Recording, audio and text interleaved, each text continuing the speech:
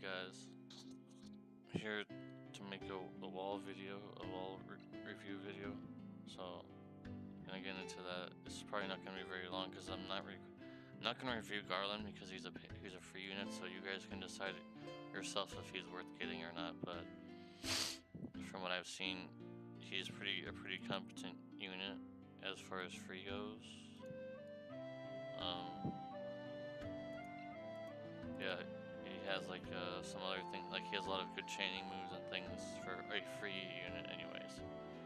I want to explain that again, he's free, so can't expect him to be like incredible. But anyways, moving into the actual unit, Warrior of Light, CG Warrior of Light, which I've been waiting a long time for him, so really glad that he's finally here. His TMR is basically kind of similar to Galoose, but it also gives 20% defense. I'm not really sold on his TMR though, I'm gonna be honest, even with the 20% HP and auto refresh. It's not really sold on it. It's just, I wish his TMR would have been like his helmet or like armor or something, or like a materia, because now it's, with this, it's a little hard to make 100% dodge, but it's not impossible. His STMR, on the other hand, is insanely good. I wouldn't say like go crazy and go get it, but like it's good. It's really good. This will be coming in handy for a lot of like elemental Tetris stuff and annoying things to deal with. It's very, very, very insanely good. So yeah. I will say that when I first saw him this morning, I really hate all these abilities that are like super filler, and as nice as this is, you'd rather have the other, you'd rather do his other move that would be talking about that actually has mitigation. This doesn't offer anything. It does almost nothing. Unless this is AoE LB flow rate, it's just not that good. This is nice. I really like this.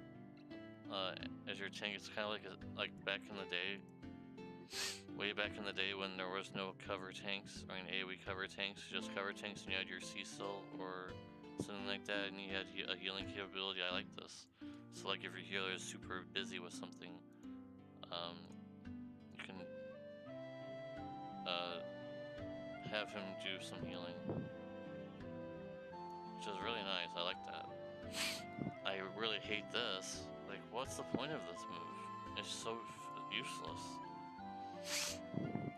Like, I don't understand why he has this move. It doesn't help him in any way in terms of tanking. So, moving on. This is something similar to like Gabranth or Seacar, where they have like a combo move, which I don't like. The stop is useless. The death break is pretty much useless. And like, why would you want to use this move? It's just not something interesting at all. Let's just see, this is something you would want to use over this one, because this gives you some mitigation or damage reduction, whatever you want to call it, on top of the 100% chance to be targeted, so it's good. This is the next type of meta, I believe, for tanking now, is that he can grant a barrier to everybody. It's only 500, it's not that much, but it's still something. When your healer can't give a barrier for that turn, you can give a barrier, so it's good. Very outdated move. Divine Ruination Chaining is completely outdated, and almost no one uses it anymore. Almost no unit has Divine Ruination Chaining anymore, so it's almost not useful in any situation. But the 100% light resistance on demand is actually pretty good, so that's the only reason why you would ever care about it. Like, you would pair really well with Chocobo Fina. This is a really good combo with Chocobo Fina, because you can use this and then Chocobo Fina can imbue light, so she actually has a way to deal damage with light, which is very nice. And there's not very many units that can give light Imperials, but also be like a tank or a support or something. So this is actually probably insanely good, even with ignoring the Divine Radiation chaining. You're just using this for the light Imperial. That's it. Standard breaks. Standard break. This is kind of insane because it heals on top of giving damage reduction. This is actually good too. This is good. This is also really good that he has this. I'm hoping he has like a W skill of some kind. I heard that he kind of does, but I don't know. But this is really good for things like if you have Charlotte on your team, you both cover both tanks cover multiple elements because she has light and ice, so he covers a few others on top of light, so it's good, really good. Another filler ability that I don't know if I want to even get into, because yes, there's a lot of things in here that are good, but you would have to use something else on top of it, so just no. This is good. It's kind of similar to Charlotte's LB almost, where it has a higher chance of proccing his cover on top of some mitigation. It's good. This is actually insanely good for first turn. If you feel confident using this on your first turn, if you think the first turn is gonna be super hard for the boss you're fighting, you can probably do this first turn. I just don't understand why you would have this. Like, when is he gonna have?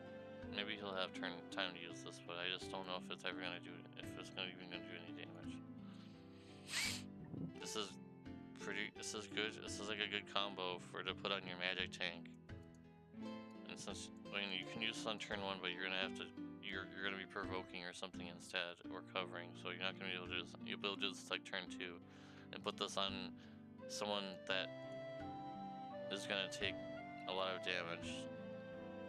Sucks that it can't be himself, but I guess that's the point. And he can also be a buffer, kind of like Charlotte. She has a buffer move, but his is much higher, of course, because it's on cooldown. Besides all the filler abilities that I'm really angry about, pretty much, the rest of his kit is insanely good. Like, insanely good. He has a lot of things that I like in his kit. So moving on, auto refresh, nice. This is good, but I don't understand why this isn't a thing other than this would be good for like certain trials where you can blind, like Iron Giant or Ashura, Iron Giant Reborn. So I don't know if this just applies a check every turn and it just activates. It might be a parsing thing, or I don't think he would be blinded. That'd be really stupid. And this just gets a modifier buff. You don't care about the other things, and him getting some stats is nice, but I'd like to have some HP here. This is pointless. I don't know why he gets a killer unless this is like some kind of lore thing in the game. Because if it's not, then there's literally no point. Some more spirit. I'm not sure why he's getting so much spirit when he's not going to be magic tanking, but maybe for thresholds that were hybrid damage, it would be nice for him to survive, I guess. He has 80% chance so far to be targeted by himself, which is insanely good. 150% fill rate is really good too. I'm noticing so far he hasn't gotten any HP passives, which is kind of concerning, but I'm sure they'll be coming in. This is nice. Basically kind of the similar thing to where CG Bars has that huge buff at the start of the turn, or at the start of the battle. He gets a 100% defense buff, which is insanely good. You guys do not look over like this. This is an insanely good passive. It makes it so even with like if you go for a first turn threshold, he might survive or something. Like he might survive a preemptive attack. So it's good.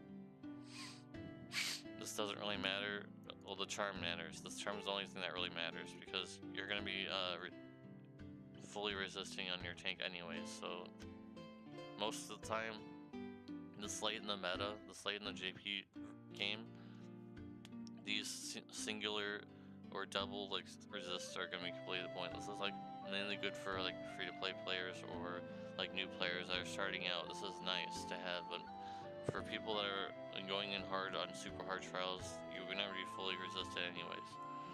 But the charm resist is actually insanely good, and I like that because there's not very many ways to prevent charm, so it's good. I wish there was stop in here as well, or berserk or something. That'd be really nice. He gets a heal every turn. That can't be right.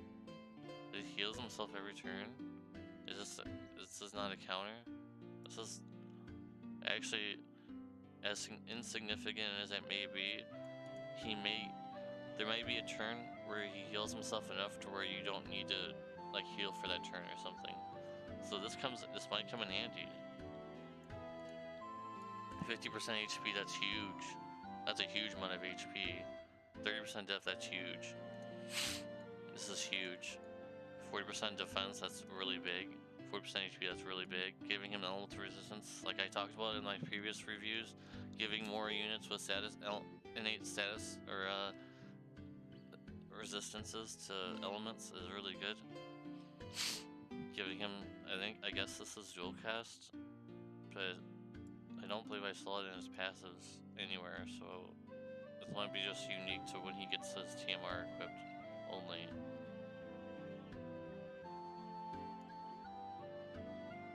That's about it, I think, on that one. I don't know if this is, I think this is just the same thing where the other CG characters get, which is good, but you're probably not going to be using it at the first turn anyways. A bunch of really good stats. I love this. I love these kind of passes where you get a bunch of stats. He gets 2 turn, only 1 fatal attack, I think. I don't know why it says for 2 turns, but this is probably never gonna happen because for most trials they're gonna KO your unit. You might get lucky to use this. It happens sometimes. 20% defense is nice. When he gets enhanced, I'm sure this will be changed to something else. And more defense on top of it. He's gonna be a really beefy boy. Really beefy, and he's gonna have a lot of MP. He has a lot of MP passives. He has, these are all, well, the Curaga is really nice, and also the reviving is really nice. Or if you get stuck in a bind and your tank survives, but your healer's dead or something. So it's nice. It's really nice. And then his limit burst finally. I don't know what the debuff is. It's another one of those things where the parsing or whatever they use, the data mining machine that they use, coding thing that doesn't detect whatever this is, so it just puts something as default, I'm assuming. But maxed out, 250% defense. This is higher. I think this is, you can't even reach this kind of a buff in the game for defense. Primrose can do 200% to all stats, which theoretically is better when you even it out, but giving this much defense to everybody, that's insane. And giving an AoE barrier for 3 turns, it's really good, really good. So overall, is he worth UoCing? If you don't have Galoof already, then yes. But if you have Galoof, I think you can just keep him. I believe that Galoof is just as good, or at least on par. But if you don't have Galoof and you're stuck with like someone like Wilhelm, like myself, for instance, I've been stuck with Wilhelm for a very long time, then I think he is definitely worth UoCing, or at least going for him, pulling, because he only has 1 5-star banner on the banner, so it's worth getting. I think it's worth going for him. And I think that's about it on this video, guys. Is he worth UoCing? Yes. Is he worth pulling for? Yes. That's about it. You guys have any comments? What you guys think about him?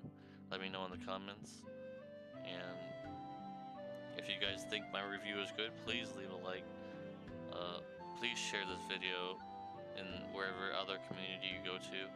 I'm really trying to expand my YouTube channel. I'm trying to do more things that you guys might like to see. So that's about it. I don't think I missed anything. He's overall an insanely good tank with some really good things, with some weird things, like some filler things that they always put in units. I hate that, but overall, great unit. Alright guys, catch you next time in the next video. It'll be coming up soon. I'm planning on doing at least another video today, and I'm pretty sure you guys already know what it will be, so tune in for that. If you guys are new to this video and you guys stumbled across my review, please consider subscribing. I make FFBE videos for both sides, so I don't really show any favoritism. I play both games equally. So that's about it, guys. Thank you for watching. Catch you next time.